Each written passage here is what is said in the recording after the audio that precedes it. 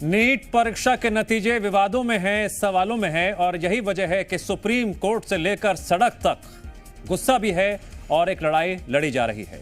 NEET परीक्षा को लेकर 24 लाख छात्रों का भविष्य दांव पर लगा हुआ है।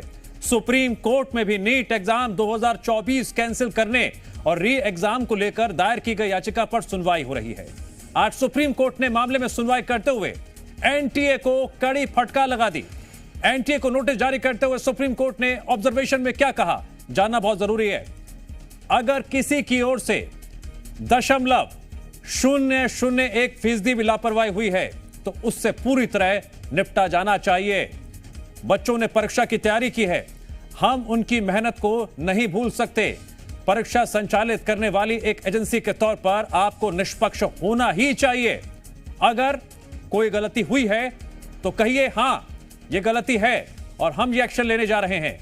कम से कम इससे लोगों का आप में विश्वास बनेगा। नीट में गड़बड़ी के मामले में सुप्रीम कोर्ट में अहम सुनवाई अब 8 जुलाई को होने वाली है। नीट यूजी एग्जाम को लेकर जितनी याचिकाएं टॉप कोर्ट में लगाई गई हैं, उन सभी पर इकट्ठे सुनवाई की तारीख 8 जुलाई दी गई है।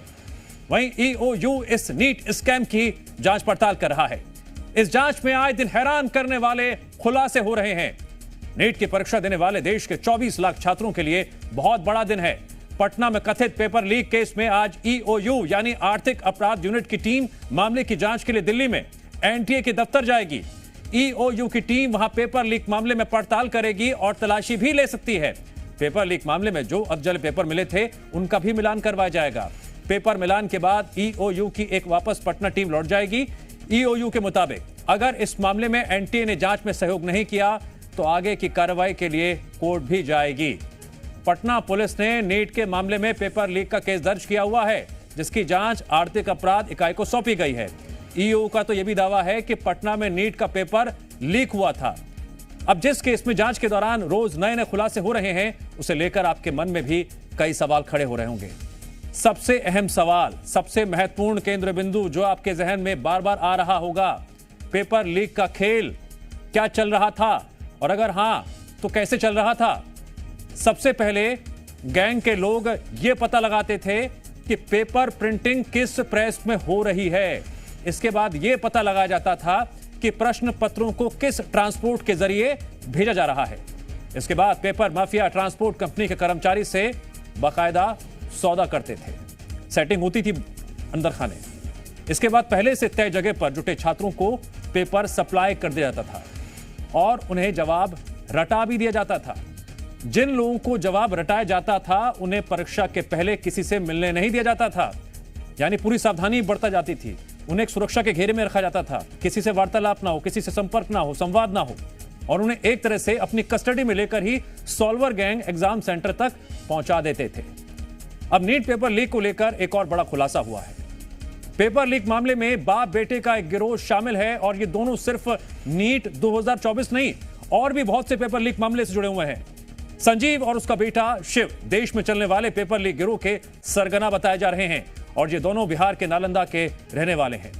संजीव मुखिया और उसका बेटा शिव उर्फ बिट्टू का देश भर में नेटवर्क है और किसी भी परीक्षा का पेपर लीक हो तो उसमें संजीव और उसके बेटे का नाम जरूर शामिल रहता है। अब आपको यह भी बता देते हैं इन बाप बेटे का नाम किन किन पेपर लीक में अब तक सामने आ चुका है। लिस्ट जरा लंबी है। नीट 2024 में नाम सामने आ रहा है।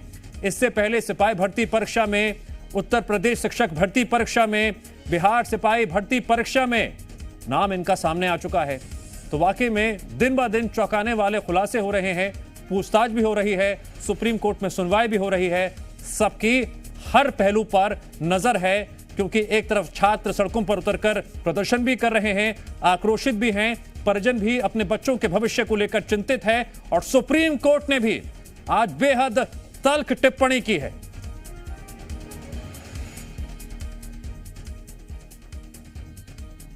पेपर लीक के सरगना को लेकर अब जो पूछताछ होगी वो सबसे अहम साबित होने वाली है। और दूसरी सबसे अहम बात, जिन लोगों ने नीट की परीक्षा दी थी, नतीजों को लेकर संदेह है, सवाल है, उनके लिए 8 जुलाई सुप्रीम कोर्ट में बेहद महत्वपूर्ण होने वाली है। जिस तरह से एनटीए को लेकर सुप्रीम कोर्ट ने बेहद तल्ख और हार्डकोर टिप्पणी दी है।